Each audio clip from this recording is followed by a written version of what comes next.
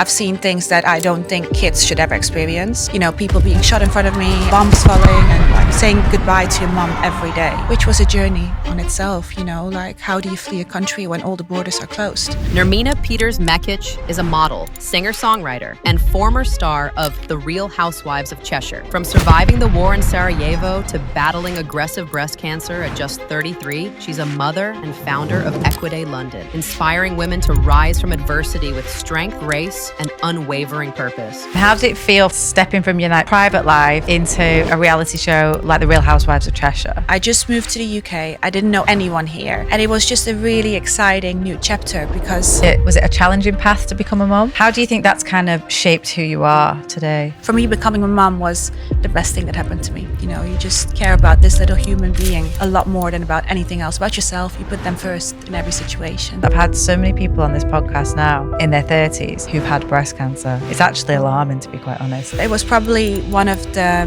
hardest things I've ever had to deal with. You fear for the worst, but you hope for the best. Nermina, so you've got a really interesting story, and one when I was going through the notes that I absolutely couldn't believe. I mean, I've seen you on social media. You're absolutely beautiful, stunning. You look like a fashion model. You're incredible. In real life, you're even more beautiful. But actually, you have had one of the most unbelievable life stories I've ever heard. And today is World Refugee Day. And I didn't know before I didn't know. I didn't know you were a refugee. I was. So I am originally from Bosnia and Herzegovina. I was born in Sarajevo, which is the main capital. And when I was 2, the war broke out there. And I'm not sure how familiar you are with like what happened in ex-Yugoslavia. But for 3 years of my life, I have spent, you know, in the basement with my parents. And I've seen, you know, the most awful things that a child shouldn't be witnessing. And, you know, people being shot in front of me and, you know, bombs falling and like saying goodbye to your mom every day, not knowing if she's going to come back because she had to work. She had to kind of make a living. So yeah, I grew up in Bosnia in a really tough time, I would say, which is sad in some kind of way because, you know, you don't wish that to any child. I'm a mother now myself. I wouldn't want my child to grow up in those circumstances. But when my mom got pregnant with my brother, they decided, because they didn't know how long the war was going to last, that it was time to flee the country, which was a journey on itself, you know, like how do you flee a country when all the borders are closed? So my amazing parents, they would go through tunnels in the middle of the night with buses, you know, to get out of Bosnia. And because the way that Sarajevo was built, like the city, it's like in between the mountains. So we were surrounded by the enemy. So it would be like we had to leave in the middle of the night. So I don't know how my parents done that. Like I was only 4 around that time. I've spent 2 years of my life in the basement. Like I said, one of the girls that I knew, 2 sisters, they got shot in front of me when I was little. Luckily, nothing happened to me because my mom, she could hear the shooting and she ran outside. She grabbed me inside, and one of the sisters unfortunately died, and the other sister survived. And I think when my mom got pregnant with my brother, she kind of realized that it was time to go, because how do you bring up a baby in these circumstances? And so yeah, we had to flee the country, which was going through tunnels, through the mountains. Like it's something out of a movie, kind of when you think about it, you know. It's unbelievable. And yeah, you're 4. You're still very aware that this is an unbelievable situation. Yeah. There's a lot of, you know, everyone's scared around you. But can you imagine what it must have been like for your parents? I think when around that age, you kind of know things, but you don't, because your safety blanket are your parents. And as long as they are there, and as long as they kind of keep their cool, then you feel safe. And I think they've done a really good job in keeping their cool and kind of protecting me from all of that. But my mom was 28 when this happened. You know, my dad was 32. They were young parents, you know, and they had a whole life in Bosnia, an amazing life, you know. But they had to flee the country. They had to leave everything behind. And like I said, it was a journey to get out of the country around that time. And we arrived in the Netherlands and we were in a refugee camp, like these centers for, I think, roughly a year. I can't remember exactly. I just know that we were placed in a lovely home after a while. But I think that was, for me, that was a big change in my life. I will never forget because I remember those little snippets in my head when we drove into the Netherlands, everything was so flat, and I come from a country where everything is mountains, like hills. And so I remember those little snippets, and I do remember those traumatic experiences. But in the same time, I also remember a lot of beautiful things that I had with my family, even though the circumstances were not great. And how did that experience of leaving everything behind, everything that you knew, and obviously a really stressful situation for everyone? I can't imagine there was many amazing like parties going on or this, that, and the other going on. But you think about normal kids' childhood and all those amazing milestones. You can't imagine that was going on. How do you think that's kind of shaped who you are today? I think it just made me very strong. I didn't have a childhood like most people. I've seen things that I don't think kids should ever experience. But in the same time, it made me very resilient, appreciative of life. And when we moved into the Netherlands and when we had a beautiful home, when my parents had to build up everything from scratch, you just see that everything is possible. It just shows you that doesn't matter what happened to you in life, that you have that fire in you, that you could still make it work. I mean, they were young people, like they were young parents. They didn't know the language, all their qualifications, like they were not acknowledged, like even driving license, because, when you flee a country, they don't know what is real, what documents are real, what is not real. Unfortunately, there are people that play around with these things as well. So, I think when you see your parents build everything up from scratch, build a family and give me a life that is not much more different than any of the other kids. I could still go to uni. I could still do all these things. I think it just shows you that how much we are capable of as human beings, and growing up around people like that show you that, and growing up in these circumstances just make you very resilient and very strong, I think. Yeah, definitely. And you touched on it there. So you went to university, didn't you? Yes. So you're now living in Holland, is that right? Yes. And you went to university, and you actually picked a really difficult subject. So even though you've had like a difficult start to life, you've obviously settled into school in Holland and done really well because you ended up doing a law degree. Is that right? Yeah. I think the good thing is when you're 5 and you go to a different country, you learn the language very quickly. So that's the thing that kids do. When you're a child, you pick up languages, you pick up the culture. And yes, I grew up in 2 different cultures, and I still speak Bosnian because my parents were like committed to us for us to kind of keep that tradition going and be duolingual and speak more languages. You speak English unbelievably well as well. Thank you. I do think there's a slight this is your third language. My God. Well, I think that's where I developed that little talent. When you're so young and you have parents that speak Bosnian at home, and then you go to school and everyone speaks Dutch, you don't have a choice. You need to speak Dutch. So I think something in your brain happens there where you kind of pick up languages a lot quicker than other people do, probably. So that's where the talent maybe has developed. Yeah. So you studied in law, and how did that go? Did you find that easy? Was it difficult? I didn't find it very difficult because I love reading. Yeah. I love sitting down, and I think with law, it was just sitting down. You need to learn. Unfortunately, just sit down and read the books and learn, and I would be able to do it. But I just think it was one of those things. I've done it, and I loved doing it, but it was never going to be like for the rest of my life, It was never going to be my life purpose, I think. To be a solicitor or to be in the office from 9 till 5. I respect people that do it, and it's amazing for the people that can do it. I just think it was never my life purpose. But I think what it did taught me is a lot of discipline.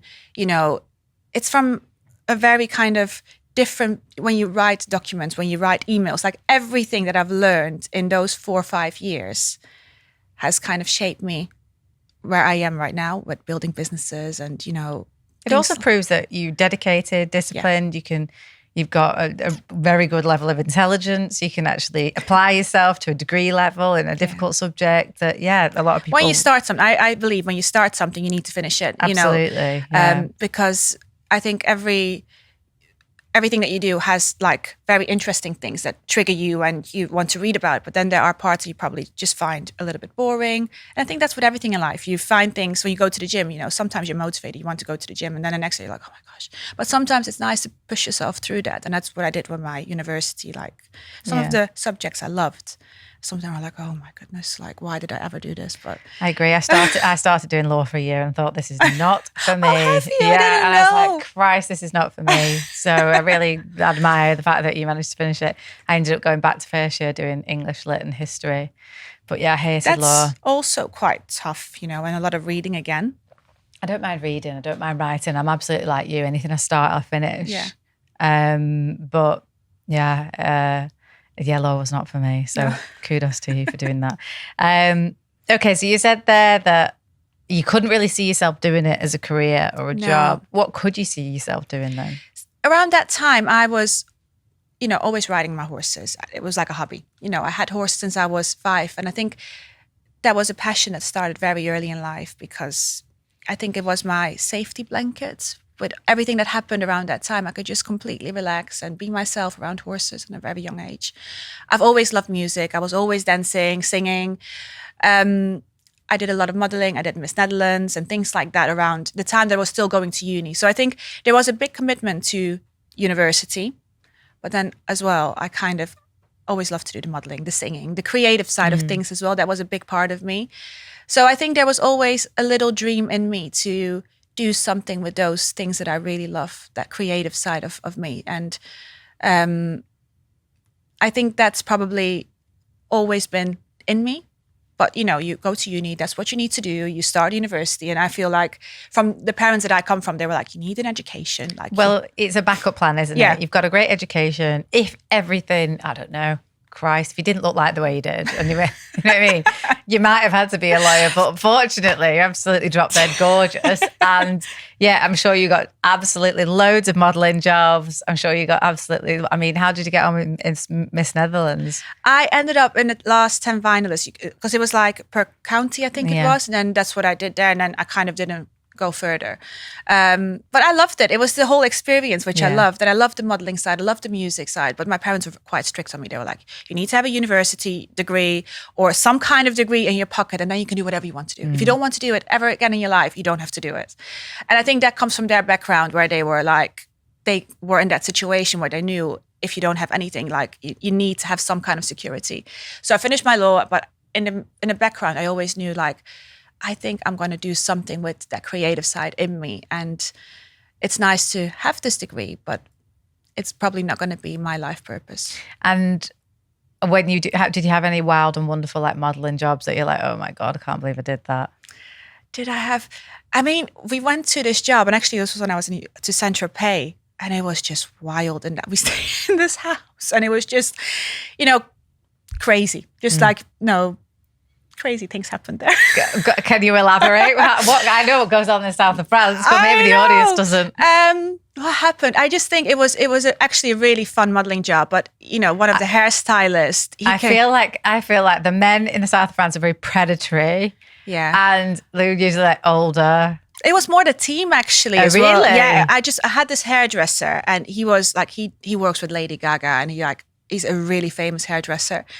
And the stories that he told me, like he was a gay guy and he went to all these crazy parties. And I just remember sitting in the chair while he was doing my hair and like, when you hear the craziest stories. And I think they stayed in my mind, and I still follow him, and I can see him still, doing all these amazing jobs. And the only thing I can think of, like all these crazy stories that he's told me and all the crazy parties that he's been to. So I think the team was very diverse and the team was very interesting. And it's probably one of those modeling jobs that I loved because it was a gorgeous house where we stayed and the shoot looked gorgeous. What was it for? Was it for clothes? Yeah, it was clothing. Yeah. But yeah, the team was very interesting, especially the hairdresser who was... Yeah, he had some life stories that I don't want to share here because it's probably not for everyone's ears. Yeah, fair enough. Tactfully get away from that one then. So you've got a wonderful family and husband. When did you meet Erik? I met Erik when I was 23, 24. Really casual, typical story. I went to a party, met him there, and it was, when I go to a party, I go all out. like now, back then, dresses, makeup. That day, I celebrated my birthday back home. So that Sunday, I didn't really want to go out. I was cleaning my flat, you know, just tidying everything up. But I promised my friend that we would go to this party, and it was a Sunday. And funny enough, it was the same thing for him because he was just signing here in the UK. So I went to this party. I didn't know he was a footballer. Like now, aftermath, I could tell because all these girls around him in the club were like, ah. Yeah. And I was like, who is that? And I walked in and he was like, you have to have a shot. Otherwise you can't walk into the VIP area. And I was like, I am already in the VIP area. Go away, you weirdo. I'm not into a party night right now. I just want to go have a good time and go back home because I'm tired. So I met him at this party and we started chatting, and yeah, that's how we met. We exchanged numbers. So actually he gave me his number because I didn't want to give my number to him. And, you know, we stayed in touch, and yeah. What was your first date like? The first date, it was actually really funny because when we met each other, 2 weeks later, he would move to the UK because he signed with Stoke City in that time. So we didn't date for quite a long time. We kind of spoke on the phone, you know, messaged each other. And I was still going to uni around that time. I was in the last year of my, from the uni. So I couldn't really move. And I was actually not really willing to move to the UK straight away because I knew if I would move, I would never finish my uni. I would never, just my whole life would change. And I was actually quite settled and happy. I lived around the corner from my parents. I had my own little flat. I was very independent. I had my life together. And we were in such an early stage of our relationship. I didn't want to make that move. So he came to the Netherlands because I was like playing hard to get. So I was like, no, I'm not going to go and travel up to the UK. Like, you come over to me. You make an effort. You come over to me, and then we take it from there. So yeah, he came over. We just went for dinner. We actually, I fell almost, on a date, and he still laughs about it. When you try to play it cool. Yeah. And so we went for dinner, and I was like, I just need to go to the toilet. I'm going to go to the loo. And it was very slippy. So I stand up and I literally almost trip and fall over. And he just looks at me and I was like, oh my gosh, this is so embarrassing, because I really liked him and he liked me. And when you're in that stage where you really like each other, but you try to impress each other, and the last thing you want to do when you look gorgeous and like you have your heels on is to literally trip over in the middle of the restaurant. So the first date was, just a simple dinner. He went out of the way, like he had to fly over from the UK to come and meet me in the Netherlands, and he had to make some efforts. And I bet you appreciated that. I mean, who wouldn't appreciate that? I did. I just think because I had my life completely together, and I think once I figured out he was a footballer, I was a little bit more wary. I think you just want to make sure that he's there for the right reasons, and I didn't have a doubt he wasn't. But I just think when it's all so new, you do want to kind of see them make a little bit more of an effort. And he did. Like he flew over on his day off. We had a beautiful dinner where I almost broke my neck. Literally almost tripped over. And yeah, we traveled back and forth a lot that year before I made the decision to move over once I finished uni. Yeah, so that was my next question, when you actually came over to Cheshire. Yeah. So how long have you been together then? Maybe about a year? We were together for a year, yes. And it was a lot of commuting back and forth. I would go in the weekends because he had his games then. He would be off on a Wednesday, so he would fly over on a Tuesday. So there was a lot of traveling back and forth. And I think once we knew that he was going to stay in the UK for a longer time with his contracts, it was a decision that I had to make. Like, it's not going to work traveling back and forth. It's not good for him. It's not good for me. I'm finishing uni now, so I could finish that chapter and, start a new chapter together. And I think after a year, we knew that things were right in between us. So. Yeah. So I feel like that life in the spotlight kind of like found you. And how did it feel from like stepping from your like private life into a reality show like the Real Housewives of Cheshire? I think it came at the perfect time in my life around that time. I just moved to the UK. I didn't know anyone here. And it was just a really exciting new chapter because like I said, I didn't have any friends. The only girls that I knew was the other wives from Erik's teammates. So it was a really good opportunity for me to, get myself out there, get to know other people, and go into that spotlight. Had you seen the show before you decided to go on it? No. And I wish I did.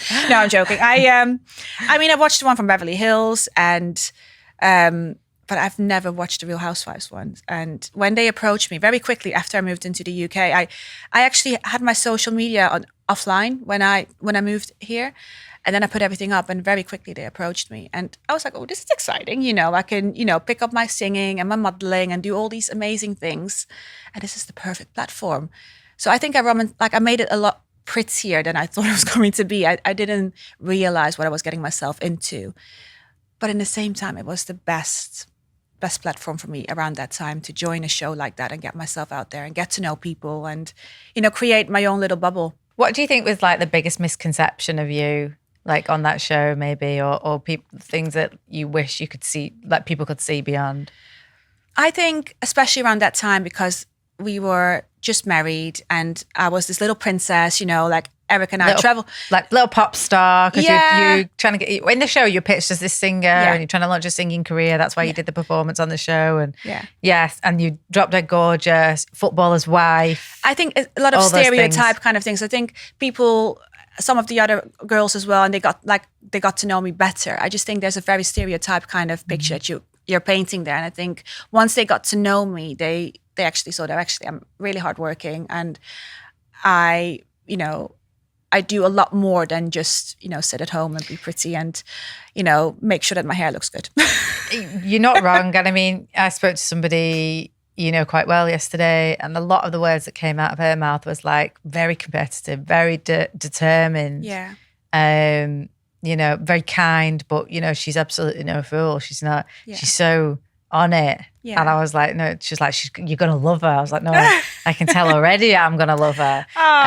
But yeah, I think there's a lot more. Yes, the facade is amazing, don't get me wrong. But when you scratch the surface, you've got like unbelievable depth about you as well. Well, I just think it's, yes, I married a footballer, and I was in a very fortunate situation that I could have a beautiful lifestyle. And, all of these things are amazing. But I've had quite a difficult childhood, and I had to work really hard. It wasn't like, I could just go to uni and all the grades would come. Like, I had to work really hard. And even when I moved to Cheshire, like I still had to kind of, meet new people and try to get my name out there and try to start a career. There's a lot of things that I had to do for myself that no one else would do it.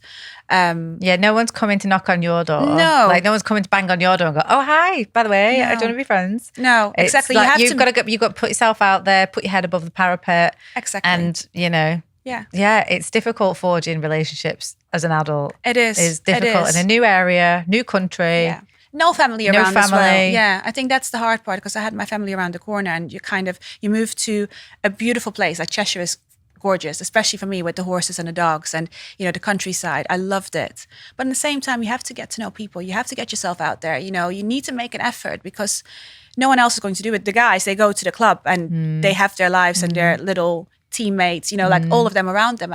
We don't have that. So you have to make that effort. Yeah, for sure. Okay, so you and Erik, you're over in the UK, you're happily married, new relationship. And then at what point did you start thinking, maybe it's time for a family? I was 29, and I was never the type that would like have kids very early. Like I always wanted to travel, and we were in a very fortunate, amazing position to be able to travel. And we traveled the world. Like every time he had his summer break, we would go somewhere exciting. For our honeymoon, we went to Africa. We traveled all around Africa. Then we went to Asia. We went to Vietnam. We've done all these amazing trips, America, for years. And I think around 29, I think I kind of felt that little voice and, that feeling in you, like, actually, we've done all these amazing things. We've been in this amazing position where we can do all these things, but now it's the next step, starting a family and slowing down a little bit in a good way, settling and, different chapter. Different chapter together, I think. And how was it? Was it a challenging path to become a mom? So it wasn't as straightforward for us. I had a miscarriage just before I had Alaya. When I was a lot younger, when I was 26 with Erik. And we kind of said, it's not for us right now. Let's take our time, let's do all the things that we really want to do. And then, when we feel ready for a baby, we will try again. Luckily with Alaya, I got pregnant straight away. And I was very blessed to have a very healthy, normal pregnancy with no complications. She was just perfect. She came 2 weeks earlier, and she was a healthy, happy baby. How old is she now? She's 4. She just turned 4. Oh. Yeah. And how did that change you? I think becoming a mom is just it's the most beautiful thing that can happen to someone. I just think for everyone that's, fortunate enough and blessed enough and lucky enough to become a mom, I think it's one of the most beautiful, grounding things that someone can experience in life, because it just puts things in perspective. You just care about this little human being a lot more than about anything else, about yourself. You put them first in every situation. So for me, becoming a mom was the best thing that happened to me. It's weird, isn't it? Yeah. I was never maternal before. Yeah. Like, out of all my friends, everyone was like, you're the last person I would ever pick to be a mom. And I was like, that's not true, because I know I'd be a mum on steads if I was to do it. And then when I got pregnant, even when I was actually pregnant, I was still so busy that I wasn't really like focusing on the baby or the birth, and I was kind of putting it off that it was actually happening, you know what I mean, until the very last minute. But then as soon as she was born, it's like I'd take a bullet for her immediately. It's so funny. Crazy, my experience isn't it? Exactly the same. Like I was riding my horses till I was 7 months pregnant. I actually got kicked while I was 7 months pregnant by another horse while I was riding my horse. And it was just because I didn't realize I was having a baby in my eye. Yeah. You know just what I mean? kind of doing everything and cracking on and getting on with life. But yeah. And then I said to my friends, because they were always umming and ahhing about whether to have kids or not. And I was like, look at me. Like, you know what I mean? If I'm the prime example, I wasn't, you're well more maternal than me. But I describe it as like, yeah, you go through life like I don't know, imagine a video game, but like you've unlocked like all those extra levels in your life that you didn't even know were there. Yeah. And it actually makes me, totally different perspective on the world, completely. I'm all about her.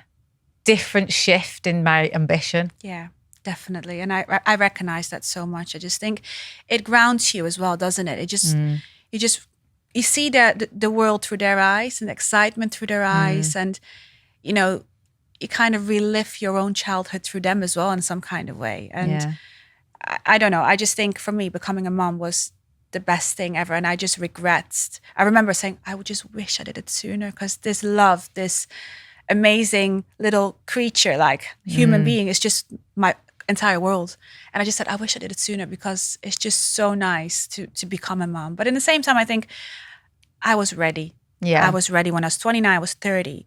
I was ready to be a mom because I had this amazing life before. So having her, it was just, it just changed everything, but in a good way. Yeah. No, completely agree. Yeah. I mean, I was 37 when I had... Oh my gosh, you look amazing. I was 37 when I had Grace. I'm 39 now. But yeah, I always think I wish I'd done it sooner. But then, listen, things happen when they happen. Yeah. I wasn't with the right person before, so you got to be the right person, right situation, and things have got to feel right. And it's probably never, quote unquote, right. No. But you figure it out. No, because when you're younger, you're like, oh, I wish I had... a little bit more time together with my partner. And then when you're a little bit older, you're like, oh, I wish I did this sooner, because now I'm a little bit of an older mom. Or, there's never a good or bad. I just think becoming a mom in the first place, I mean, I'm sure you speak to people that had difficulties conceiving in the first place, and people never experience, motherhood. I think becoming a mom is a blessing already, and it doesn't matter when it happens. I spoke to a lady not long ago, and she was 44 when she had her first, and she didn't know she was pregnant, and it was her first baby. Wow. And she was just so happy to have this little boy, and I think that's what it's all about, isn't it? Just of course. Being an amazing parent and giving this child the best life possible, and just enjoying that whole journey. Yeah, no, it is. It's magical. Yeah. It's difficult, but it's magical. I wouldn't recommend trying to run a business, a podcast, and having a toddler at all to anybody. You have your hands full. It's suicide. Well, you look really well. You're covering it up very well. One of the two. Yeah.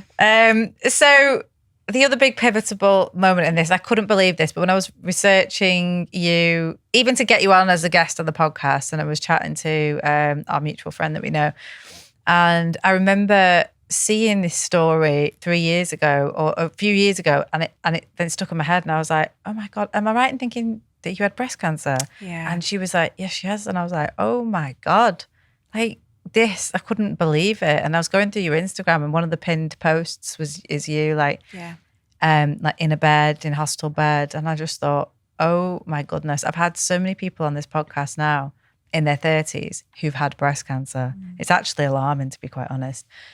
But talk me through that. Like, how did this happen? How did you find out, first of all? So I was 32 when I found a lump. And, just to paint you the picture, like, I was 2 years old, like your little girl right now. I just launched my business, I was just like, because I have a clothing brand called Equiday, and I just launched a business and everything was going, perfectly. And I was pregnant with our second baby as well. And I found a lump. And, the first thing you think, because you're young, I was fit, I was in the gym, like, I'm healthy, there's nothing wrong with me. It's just probably like a cyst, or, you think about, you make excuses in your head. So we found a lump and I got diagnosed with a very aggressive breast cancer. And, my world at that moment just stopped. To be diagnosed at that age and have a child, like, the first thing you think, I'm going to die, because cancer, the first thing people think, oh, I'm going to die. That's it. My life is done. So it was probably one of the hardest things I've ever had to deal with that day. Being diagnosed was just, don't even know what to say about it. No, it's just, I can't even imagine what that must feel like to hear those words. Because, completely. You might feel something, but you put it down to, I don't know. Yeah. Might be a bit of scar tissue, a cyst, could have been something from left over from pregnancy or anything. Yeah, anything. Get it checked out. It's probably going to be fine, but I'd rather get it checked. Exactly. And actually to get the phone call to say that, no, it's actually not okay. No. And you need to come back in and we need to have a really serious conversation, and then for them to tell you. Yeah, it was awful. I think it was awful for me. It was awful for my family. It was awful for my marriage, for everyone around me that was, close to me, had to go through the same trauma that I had to go through. It was life-changing, I would say. I think certain things in life happen to you and they just kind of shape you and change you. And I think that moment for me was one of those moments where I was just like, wow, this is life, We take it for granted. We take a healthy body for granted. We take so many things for granted. And not that I was per se, but you know what I mean? Like, we get busy. We have goals. We want to do things. We want to look better. We're always so driven by doing better, doing more. And I think at that moment when your world stops, you just kind of just realize you can have all the money, you can have all the looks, you can have anything.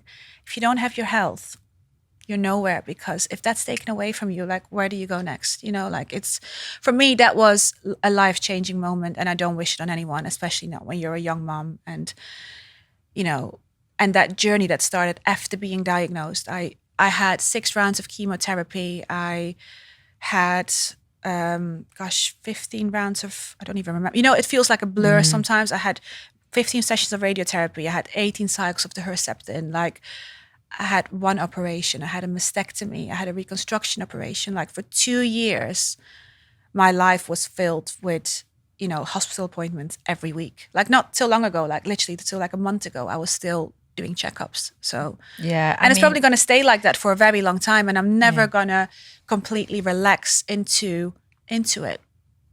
But unfortunately, that has been my journey, and that has been a very big part of my life. Did they ever say like anything that caused it? Were you carrying a particular gene? Was it hereditary? No, anything like nothing. That? It wasn't a gene. It wasn't, it wasn't genetics. It wasn't anything to do with family or whatever. It was just, I was unlucky. Lucky that it was found so early.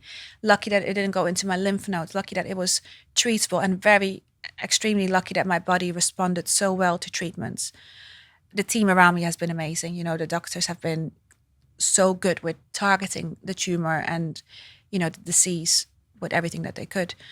But I was just very unlucky. I can't believe how, you said it was a strain on your marriage, you then ring Erik, you tell him. Yeah. He's like, oh my God.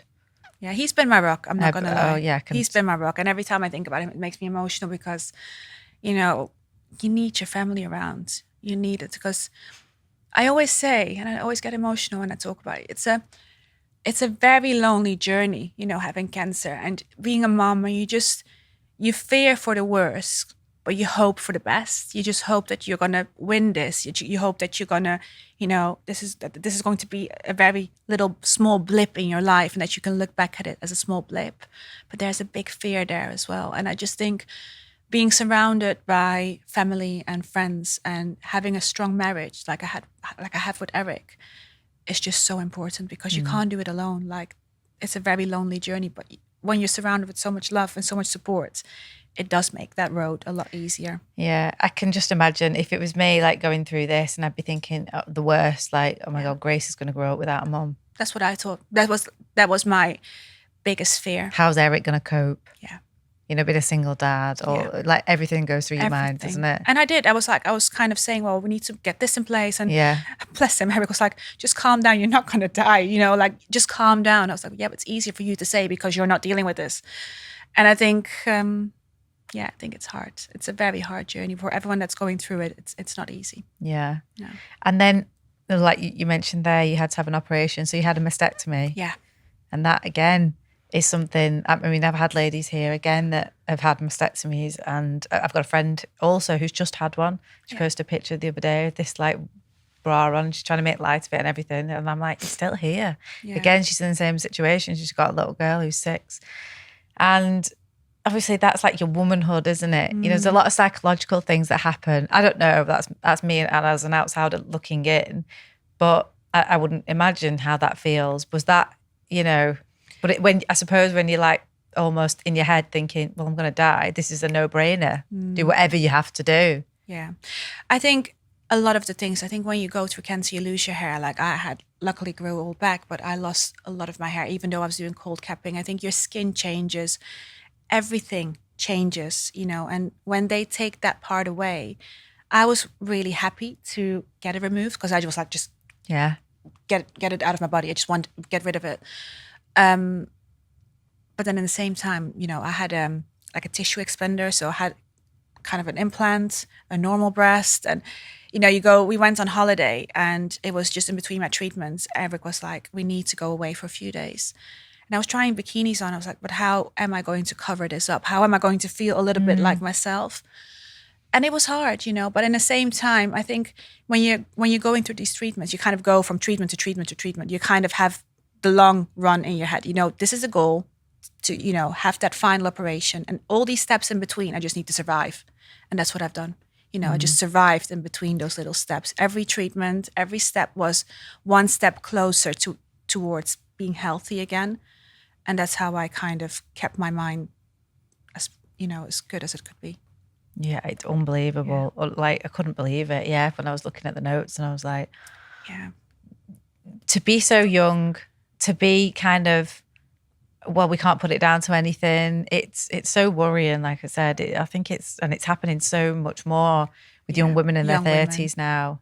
There's got to be some environmental impact that we're having. What I've really, because I was, if you look at, like, I was in the gym. I had my 6-pack. I was in the gym. Like, I was disciplined. I was like all about the lifestyle, all about the wellness, all about, you know, looking after myself. But a lot of that came from, you know, being very kind of disciplined, pushy, and, you know, maybe a little bit too much, you know, like not really kind to myself. And I think a lot of the things that we do with diseases, they come from the mental side of things as well. I think what we eat, definitely. My diet was really clean, so it couldn't be only that.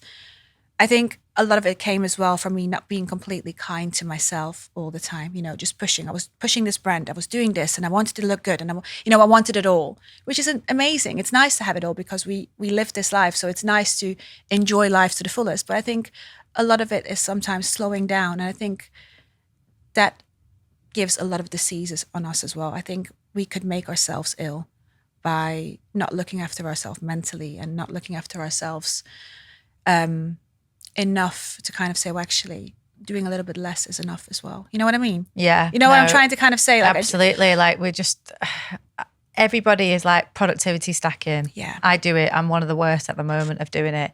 I have to be doing like 3 things at once. Yeah. Otherwise, I haven't got enough time to do everything. It's like, even if I'm getting a blow dry where I could just sit, relax, read a book, Yeah. just enjoy the music, whatever. Yeah. I'm not. I'm doing all my emails and paying invoices. I'm Yeah. doing just constantly doing something all the time. At least 2 to 3 things going on in my head. I'm flicking from one screen to the next, to this, to that, to the other. And I think, and I've got no outlet for stress either. It's not like I'm going and doing breath work or meditation or yoga or run or anything, because I'm busy. And I think you can't do it for so long. And I think we all do it because that's the lifestyle that we live. I think we're all very it goes very quickly. And what I've learned through all of this is that I think the reason why this happened to me, there's certainty, but I do think I wasn't kind enough to myself. I was always pushing myself. And I think mentally it's scientifically proven that, when you, in a chronic stress, it actually creates diseases. You see it with animals. When an animal is stressed, you see it on their skin. You know what I mean? Like you can see that they have health issues because they're stressed and they're unhappy. Their coat starts changing. I think we have it as well as people. When you're very stressed, your skin sometimes flares up. And definitely, I feel that today. I literally, on the end of my nose, I was like, stressed. You look gorgeous. Honestly, it's not to compare the two, but I absolutely know what you mean. Yeah, I think a lot of the diseases and a lot of the things that we, chronically, the stress and, the pressure sometimes kind of goes, unfortunately, to the inside. And if you don't look after yourself well enough, that's where a lot of the issues can start as well. And I think in a lifestyle that we live, all of us, if we don't eat well and if we have a lot of stress and if we don't look after ourselves, not only by being very disciplined in the gym, but all these other factors as well, from the mental side of things, I think a lot of that can cause, unfortunately, disease as well.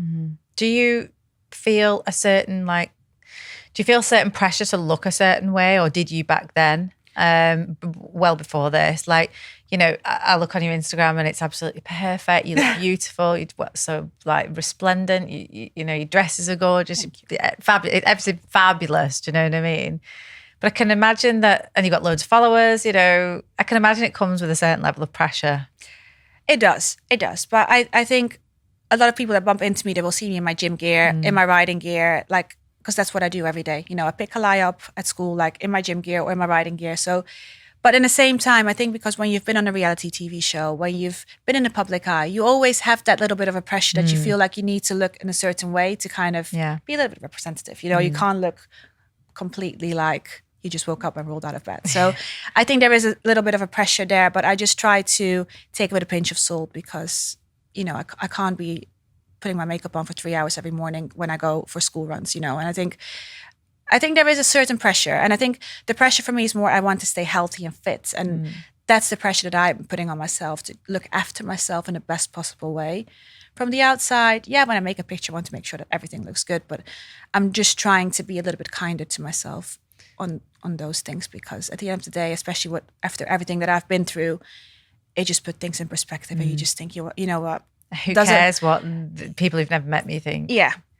Having that precious time with my family. And I had this holiday with Erik and Alaya when I was not feeling great at all. And my hair was falling out. And it was just, I was not myself at all. But I just enjoyed that moment with memories. Those memories. Yeah. And I think that changed me in a really good way. What do you do, talking about pressure and stress then, what do you do to relax then? I ride my horses. Yeah, I think it's always been my release, I would say. My phone goes away, there's no music, it's just me and the nature with my horses. And I'm quite competitive with them, so I like to have a little bit of a goal, and to compete and to ride and to perform. But in the same time, just being around them and just, brushing them and, just being around their energy is sometimes for me more than enough. When I have a tough day, Erik just says to me, just go see your horses. Go out for a little bit and come back and you're like a new person. And I genuinely am. That's brilliant. Yeah. I need some kind of outlet for. You need some horses in your life. Need something. Unless you don't even have time for that with everything that you do. Tell me about it. It's difficult. Talking about your horses, and you touched on it before. So you actually started a brand. You actually started this pre-cancer. How you managed to keep it going and everything is unbelievable. Because as anybody knows, and I've met with lots of founders on this podcast, it's so difficult to start a brand. And I've got full admiration of anybody who does it, who takes an idea that's a scribble on the back of a napkin, but then actually goes through the motions of like, no, this idea is coming to life, picking a name, sorting a website, looking at fabrics, like designing the clothes or whatever. Like, there's so many steps that people don't even realize. And at any time you're thinking, I can tap out, you can do, you know what I mean? It's so difficult to actually execute. It is. So what was that like for you? So the brand started as a little passion. Because I was a competitive rider, I had a few sponsors. So it was around lockdown time that, we were home, Erik and I were home a lot. And I was either in my gym gear or in my riding gear. And he was like, Jesus, do you not wear anything else than your riding gear? And I was like, no, actually I don't. But I love to look, like good in my riding gear as well. And I think because I was working with these different brands around that time, I always wanted something for myself. I love horses, I love fashion. I didn't think that we needed another fashion brand from my side. So I just kind of stayed very true to myself, to something that's really important for me. It's like horses. And that's how I started the brand. So it kind of, the seed got planted. And once you kind of plant that seed, your brain starts working. And I started an entire brand in lockdown as well, because there's nothing else to do. There's nothing else. The seed got planted. And I started doing research, and it's a difficult journey. Like starting a brand, it looks like very glamorous from the outside. It's not. Like I was dealing with India, and I was dealing with different like manufacturers and sending samples over, samples coming back, and things are not how you want them to be. The quality is rubbish, and it's a whole journey on itself. And all these steps cost you money. Plus, it's a big investment. Yeah, that's what I want to say. Yeah. Like all these little steps cost you time and money. And you just feel like, oh my gosh, this is like 6 months is gone, 7 months ago. And then you have to wait for another sample. Like it takes a lot of time and effort and energy to get it. And I remember just at one point, because it didn't work out with India, the quality wasn't good. And, some other overseas manufacturers. And I said to Erik, if I can't find the right manufacturer now, I don't think this is going to be for me, because I've put so much time and effort into it and money. I said, it's just not going anywhere.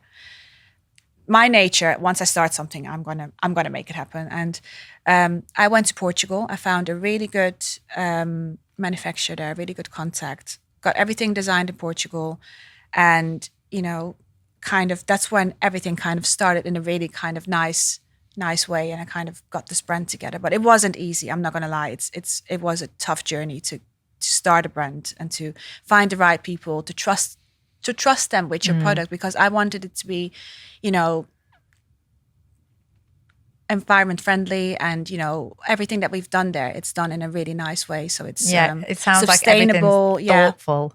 Yeah. So like even in the factory where we make the clothes now, everything is made environment friendly. We have people working from Ukraine in the factories. It's sustainable. It's organic. So all the process of making this product has been done correctly. That's brilliant. It's really good. And what's been the biggest obstacle that you've found on this entrepreneurial journey? I found it really difficult to find the right people to trust them with your products, because once you put your name towards something, that's it, especially when you're public eye, you want it to be right. So I found it really hard to find the right manufacturer in the first place, someone that I can trust to do it right. That was step number one. Then the next step was, right, we have this product, what do we do with it now? Like, now you need to do the marketing. Now you need to do all of the rest of the things. And I found that really hard, because I was just going through another personal journey. I was really poorly around that time. So I would say all these little steps were really difficult for me, because I didn't have any background in, running an e-commerce business. Nothing. And did you have any investors? Have you got any investors now? No. So it's all bootstrapped. And then what's the ambition there? I think the ambition there was just to create a nice product that is, I don't believe we need more products come from China. We need products that are going to last.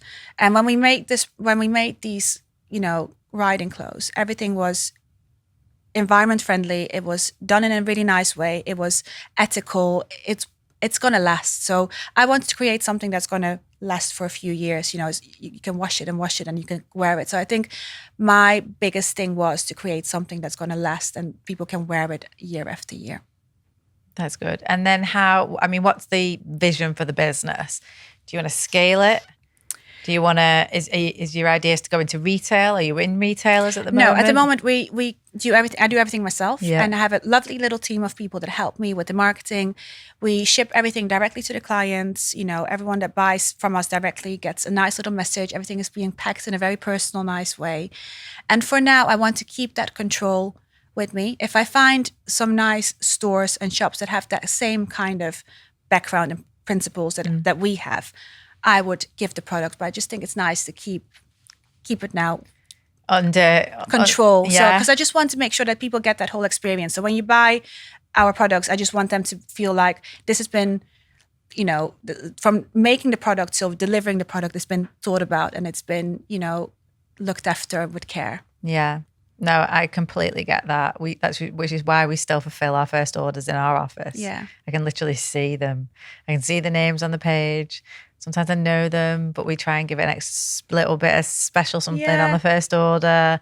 But I completely agree with you. And everyone's like, you're mental. Relinquish control. And I'm like, no, I don't know if I can. Yeah. I think because it's your baby. I think you've worked on it so hard and you created this product and you want the people to have the experience. And I think sometimes giving it away, you're giving away that control as well. And I'm sure at one point you will do, but you just need to find the right people to help you with that process, you know, to help you to kind of say, well, actually, I trust you because I know you're going to do the right job. You're going to do the same job as I'm doing. They're probably never going to do it the same as you do because it's your baby. Well, we've tried to relinquish it and then it came back because I was like, wow, all my boxes are getting ripped because they're being a bit heavy-handed when they're putting things in. And I was like, nope. So yeah, it's very difficult, so you're absolutely right. I would relinquish control. I would love to. Yeah. It's this actual pain in the arse having to send I would love for people to take everything over and be like, actually, you do it. And just let me know how much money we've made and how it's going. You know, I think at the moment for me, I started this business as a passion. You know, I love horses. I love clothes. I just wanted to create a lovely product that's going to be different than all the products that are out there. Still be functional. You know, you need to be able to ride in them. So it's a lot of the same thing that we already have, riding breeches, base layers, things like that. But I just wanted to create something really nice for the people that they know it's been done in a nice way. It's going to last. It's going to, you know, you're going to have a lovely item that's going to last you a few years. We've worked on really nice colors and, you know, the team that we have working on it, they're all passionate, nice people. You know, they're not there to make quick money. They're there for the long run. What's the kind of marketing strategy? Is it, do you put paid spend behind any of your ads? Do you do any ads?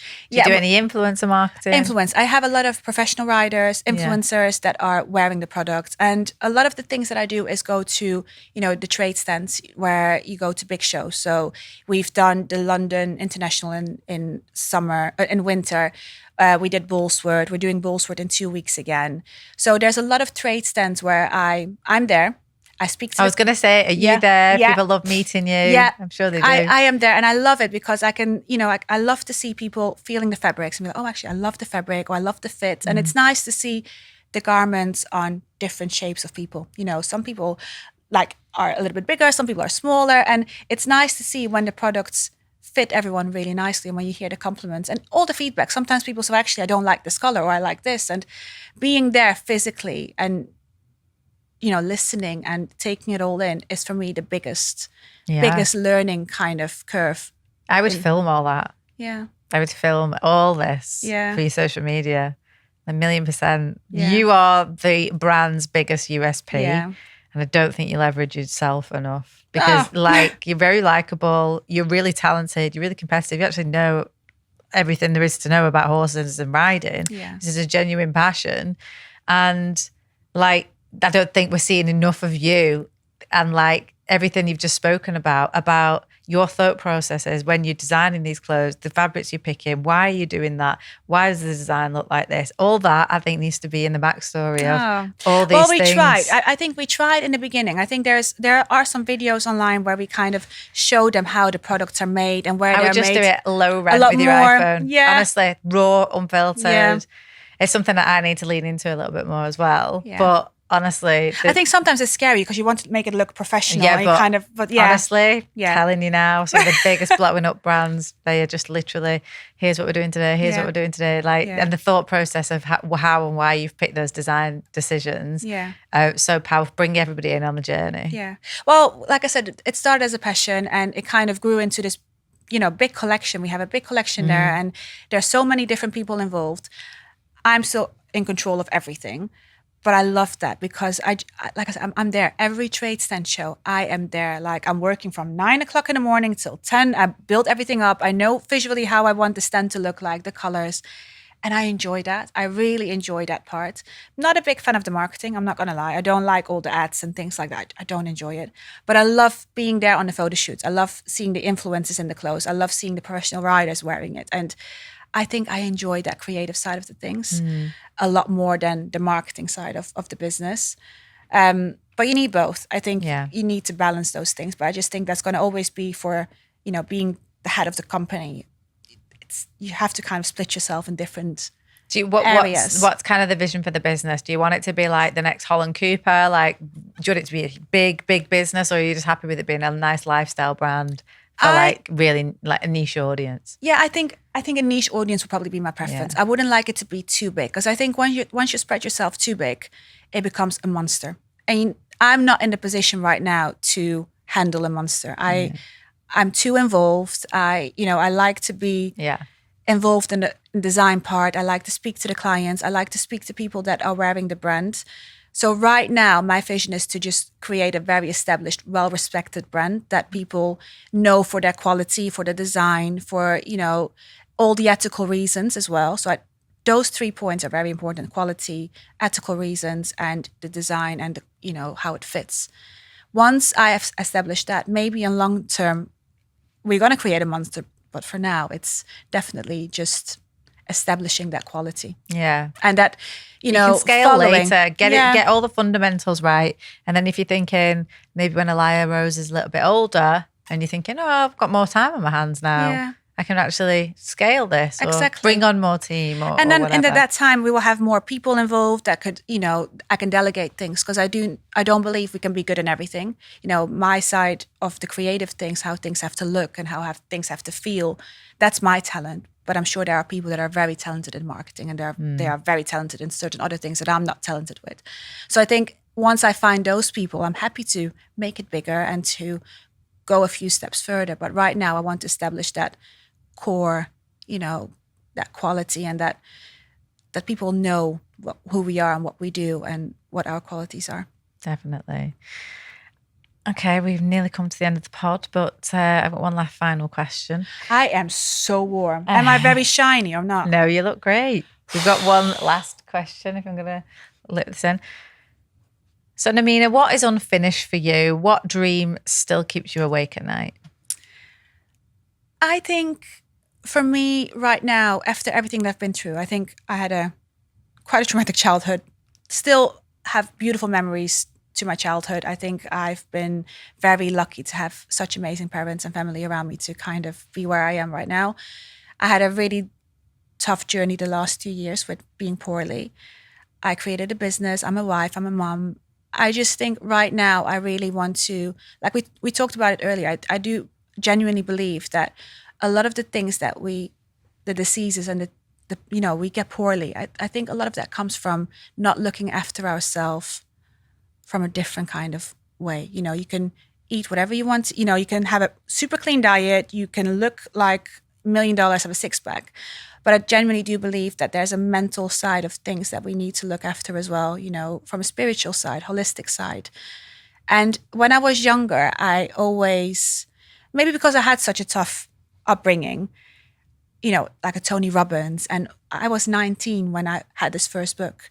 And I was always reading about, mindset and, why certain people could have a really difficult life, but still accomplish amazing things in life. And I think that kind of seed got planted in a very young age with me that, maybe from my parents as well, because they had not an easy life and they've built everything up. And I just think when you're surrounded with people that have difficulties in life but still make things happen, you kind of question, like, how do they do it and how do they look after themselves and why certain people get ill and why certain people, get depressed when bad things happen, why certain people have a drive when things happen. I think for me right now, I want to reconnect with that side of me as well. I know what to eat. I know what to do in the gym. Like we all know, it's one of those things. It's quite easy to find a personal trainer and to, stick to a healthy diet. But I think the mental side of things, the mindset side, the holistic side of things, that is something that I've always been interested in.